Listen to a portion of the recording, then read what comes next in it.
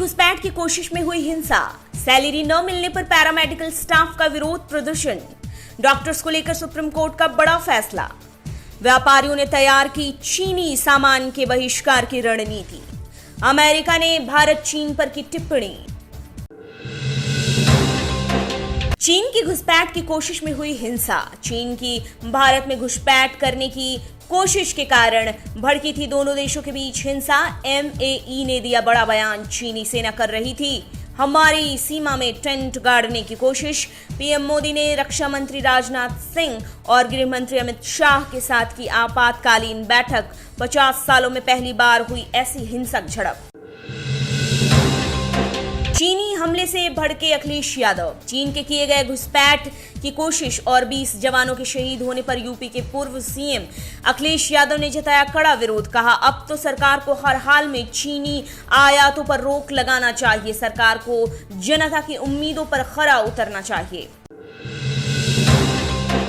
महाराष्ट्र में कोरोना का नया अस्पताल, महाराष्ट्र में कोरोना संक्रमण के बढ़ते मामलों के बाद बढ़ रही है बेड की जरूरत, जिसे देखते हुए राज्य के सीएम उद्धव ठाकरे ने 1000 बेड वाले हॉस्पिटल का किया उद्घाटन। केवल कोरोना मरीजों से निपटने के लिए तैयार किया गया है ये कोरोना अस्पताल। सैलरी न मिलने पर पैरामेडिकल स्टाफ का विरोध प्रदर्शन, नोएडा में कई महीनों से सैलरी न मिलने पर भड़की ईएसआई अस्पताल की पैरामेडिकल स्टाफ, शुरू किया विरोध प्रदर्शन। नहीं मिली है 3 महीने से सैलरी, कॉन्ट्रैक्ट बेसिस पर करते हैं ये स्टाफ काम, सैलरी न मिलने से है परेशान। डॉक्टर्स को लेकर सुप्रीम कोर्ट का बड़ा फैसला, कोरोना संकट में मरीजों से निपटने में सबसे बड़े वॉरियर की भूमिका निभाने वाले डॉक्टर्स और नर्स को लेकर सुप्रीम कोर्ट ने बड़ा फैसला सुनाया है। वेतन रोकने पर दिए कार्रवाई करने के आदेश, 24 घंटे के अंदर सभी की सैलरी देने के लिए दिए निर्देश, अगले 4 हफ्तों बाद होगी मामले की सुनवाई। व्यापारियों ने तैयार की चीनी सामान के बहिष्कार की रणनीति, चीन के खौफनाक मंसूबों को पूरा करने से रोकने में केवल भारतीय जवान सीमा पर खड़े नहीं हैं, बल्कि आंतरिक तौर पर भी चीन का बहिष्कार करने की तैयारी शुरू हो चुकी है। देश के कई व्यापारी संघ ने 2021 में 1 लाख करोड़ के सामान के आयात को कम करने की किया है फैसला। एक्टर सुशांत सिंह राजपूत को एक वेबसाइट समर्पित, फिल्म अभिनेता सुशांत सिंह राजपूत की अचानक आत्महत्या के बाद उन्हें समर्पित करते हुए एक वेबसाइट तैयार की गई है, जहां लोग अपनी सकारात्मक ऊर्जा को करेंगे साझा।